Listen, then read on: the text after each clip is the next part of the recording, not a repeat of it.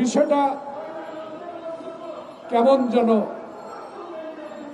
হলো। গ্রেপ্তারের পরপরই উত্তরা থেকে একজন প্রাক্তন প্রধান নির্বাচন কমিশনকে গ্রেপ্তার করা হল। আমি আইন শৃঙ্খলা বাহিনীকে গতকালকের এই প্রশংসিত যে কাজটি করেছেন তৃণমূল নাগরিক পক্ষ থেকে বাংলাদেশের ৭১ সালের একজন যোদ্ধা হিসাবে আপনাদেরকে স্বাগত জানাই। বিষয়টি গভীর রাতে আরো দেখতে পেয়েছি আরেকজন আউয়াল সাহেবকেও গ্রেপ্তার করা হয়েছে। আমি তাতেও আইনের হাতে, আইন প্রয়োগকারী সংস্থার হাতে যারা গ্রেপ্তার হয়েছেন, আমার বিশ্বাস একজন রাজনৈতিক কর্মী হিসাবে আইনের আওতায় তাদের বিচার হবে। সেই বিচার আল্লাহ পাক এবং বিচারকরাই জানেন। তাই আজকে আরেকজনও বাকি আছে। প্রিয় বন্ধুগণ, শুধু বাকিটাকে গ্রেপ্তার নয়, যারা আমার দেশের ভোটাধিকারকে,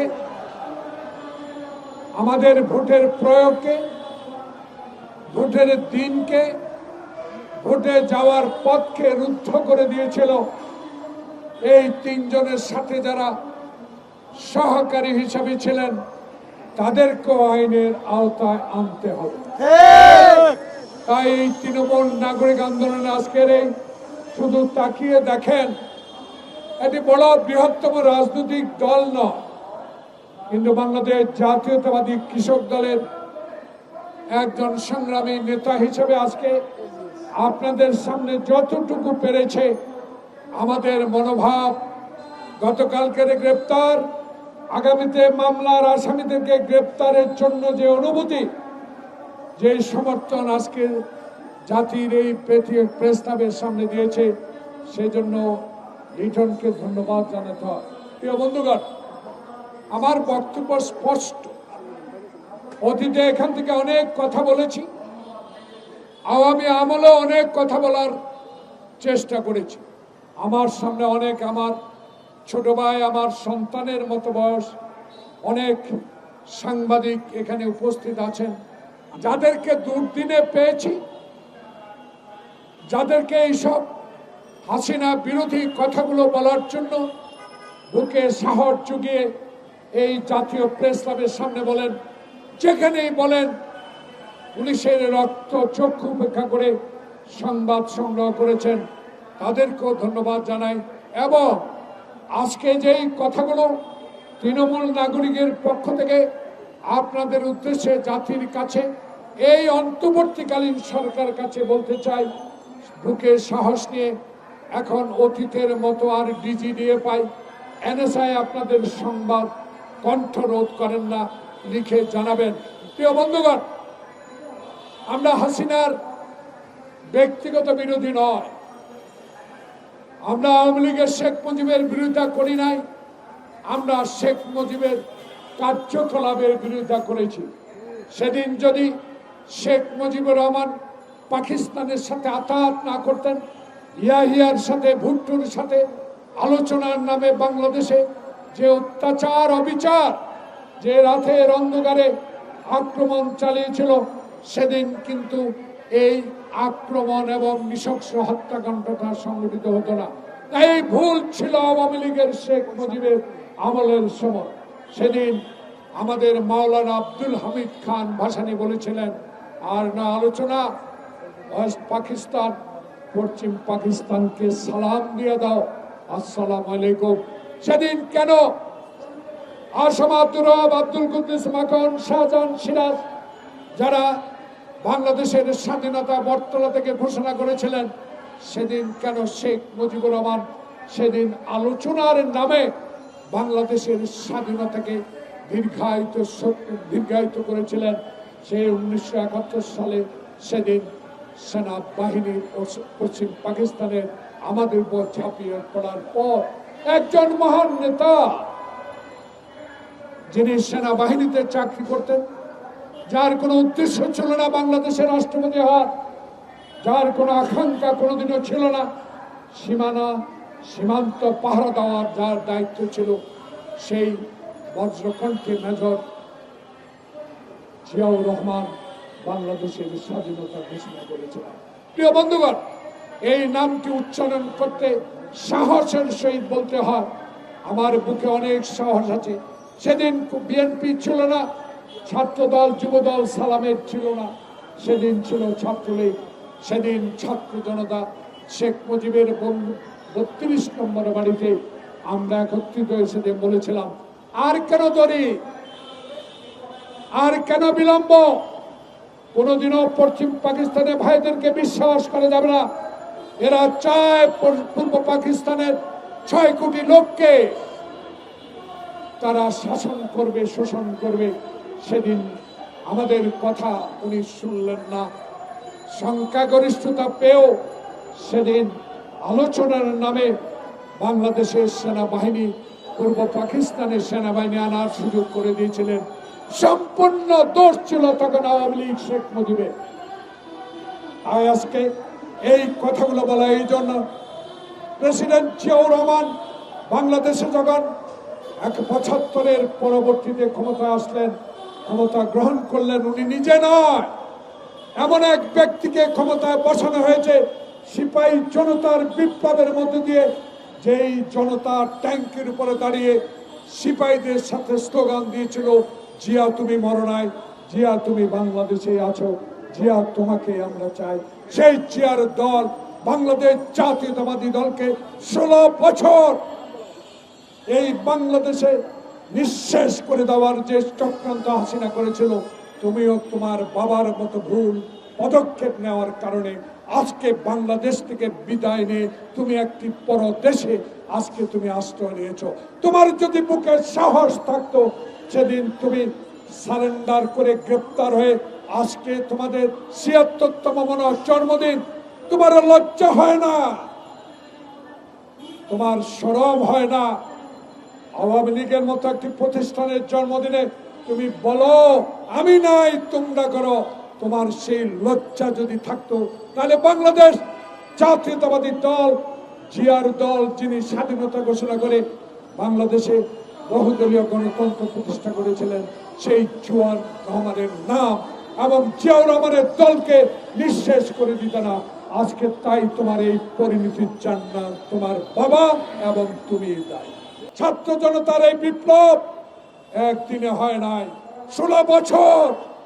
10,000 মাইল দূরে থেকে আমাদের প্রিয় নেতা তারেক রহমান যে নির্দেশ দিয়ে সংগঠনকে শক্তিশালী করে রাজপথে আন্দোলন করে রক্ত ছড়েছে, আয়না ঘরে ছিল, ডিবি অফিসে নির্যাতিত হয়েছে, হাঁটু পানিতে দাঁড়িয়ে রাত কাটিয়েছে, এক জেলা থেকে অন্য জেলা গিয়ে রিক্সা চালিয়ে জীবন ধারণ করেছে, মার মৃত্যুতে জানাজা পড়তে আসতে পারে নাই।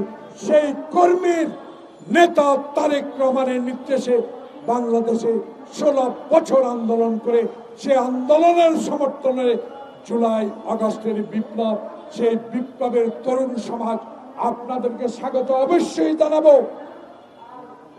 অবশ্যই আপনাদের রাজনীতি ক্ষেত্রে এসে মানুষের সেবা করার অধিকার আপনার আছে, কিন্তু এই অধিকার আপনাকে আমরা দিতে চাই না। যারা আমরা 16 বছরে আয়না ঘরে, 16 বছরের রাস্তায় নিপীড়িত হয়েছি, তাদের বিরুদ্ধে কথা বলা মানে জনগণ থেকে আপনি বিচ্ছিন্ন হয়ে পড়া। তাই আপনারা রাজনীতি করুন, আমাদের কোনো আপত্তি নাই, কিন্তু আরেকটি প্রমাণ হবে। ডক্টর প্রফেসর মোহাম্মদ ইউনূস সাহেব, আপনার সামনে অগ্নি পরীক্ষা। লন্ডনে বসে নেতার সাথে আলোচনা করে উত্তাপ কিছু প্রশমিত করেছেন। ফেব্রুয়ারিতে নির্বাচন হোক, সকলেই আমরা চাই। সেই নির্বাচনের ফাঁকে যদি আবার কোনো ষড়যন্ত্র নিহিত থাকে, আবার কোনো প্রেতাত্মারা যদি আপনার কানের কাছে গুনগুন করে ষড়যন্ত্র করে এই নির্বাচনকে বানচাল করার হীন প্রচেষ্টা করে, আমরা রুখে দিব, রুখে দাঁড়াবো। আপনাদেরকে আপনাকে বলতে চাই 1991 সালে শাহাবুদ্দিন যেভাবে রশি টানিয়ে আনসার দিয়ে একজন পুলিশ দিয়ে নির্বাচন করেছেন, আমরাও আশাবাদী। আমরা আপনার কাছে আশা, আপনার কাছে চাই। বাংলাদেশের তারেক রহমান বলেছে, আমি আমার প্রজন্মে যারা 14 সাল থেকে ভোটার হয়েছেন তারা একদিনও ভোট কেন্দ্রে যেতে পারেন নাই, আমি সেই ভোটারদের ভোট দেওয়ার অধিকার ফেরত চাই। আমি মৃত ব্যক্তির ভোট চাই না, আমি দিনের ভোট দিনে হোক, আমি রাতে চাই না। আমি 14 সালে 154 জন বিনা প্রতিদ্বন্দ্বিতা নির্বাচিত হোক, এই নির্বাচন আমি চাই না। আমি জোর করে হুন্ডা গুন্ডা দিয়ে আমি বাংলাদেশের সরকার গঠন করতে চাই না। আমি সরকার গঠন করতে চাই 91 শাহাবুদ্দিনের মতো একটা সুষ্ঠু ভোটের মাধ্যমে। আমার ভোট আমি দিব, যাকে ইচ্ছা তাকে দিব। এর মাধ্যমে যদি আমি সংখ্যাগরিষ্ঠতা পাই, আমি সরকার গঠন করব, ক্ষমতা নয়। সেই সরকার গঠিত হবে 16 বছর যারা আমার সাথে রাজপথে হাসিনার বিরুদ্ধে লড়াই করেছেন তাদেরকে নিয়ে। তাই আজকে আপনাদের কাছে তৃণমূল নাগরিক শুধু আন্দোলন করে খবরদারি করবেন চলবে না, চাঁদাবাজি করবেন চলবে না, মানুষের জমি দখল করবেন চলবে না। সরকার গঠন করলে আমি রক্ত দিয়েছি, পুলিশের সাথে লড়াই করেছি, তাই বলে হাসিনার মতো, হাসিনার আওয়ামী লীগের মতো ব্যবহার করবেন সরকার গঠন করলে, তা কখনো হতে দেওয়া যাবে না, হতে পারবে না। তাই নেতা কর্মী, আমার নেতা তারেক রহমানের নির্দেশ মতে আসুন, আগামী ফেব্রুয়ারি একটি সুষ্ঠু নির্বাচনের মাধ্যমে জনগণকে বাছাই করতে দেন কারা সরকার গঠন করবে, কারা নিরপেক্ষ ভোটে এই দেশে ক্ষমতা বা সরকার গঠন করবে, তাদের উপরে ছেড়ে দেন। জোর করে কেউ আর ক্ষমতা দখল করতে পারবেন না, তার প্রমাণ গতকালকের 2 জন প্রধান নির্বাচন কমিশনের গ্রেফতার। তাই নির্বাচন কমিশন সাংবিধানিক প্রতিষ্ঠান, অতীতে হাসিনা কাজ করতে দেয় নাই, তার ফল কি? জেলখানা। তার ফল কি? মামলা। তাই আপনাকে উদ্দেশ্য করে বলতে চাই, এখন হাসিনা নাই, এরশাদ নাই, এখন হারুন বিপ্লব নাই, এখন বাংলাদেশে আছে ডক্টর প্রফেসর মোহাম্মদ ইউনূসের মতো একজন সজ্জন ব্যক্তি, যে ব্যক্তিদের অধীনে একটি নিরপেক্ষ নির্বাচন অনুষ্ঠিত হয়ে দেশে বিপ্লবের সাথে যে দল সহযোগিতা করে বিপ্লবকে সফল করেছে, সেই দলে এবং সেই সংগ্রামী দলগুলো নিয়ে আগামীতে একটি সুষ্ঠু নির্বাচন হবে। এনসিপির উদ্দেশ্যে আমি একটি কথা বলে আমার বক্তব্য শেষ করি। আপনারা কি চেয়েছেন আপনাদের মার্কা আমার জানার বিষয়, কিন্তু পত্রিকায় দেখেছি দয়া করে সরকার, নির্বাচন কমিশন এমন কিছু করবেন না যেটা বিতর্কিত হয়ে পড়ে, তাহলে বিতর্কই নির্বাচনের সমস্যা তৈরি করতে পারে।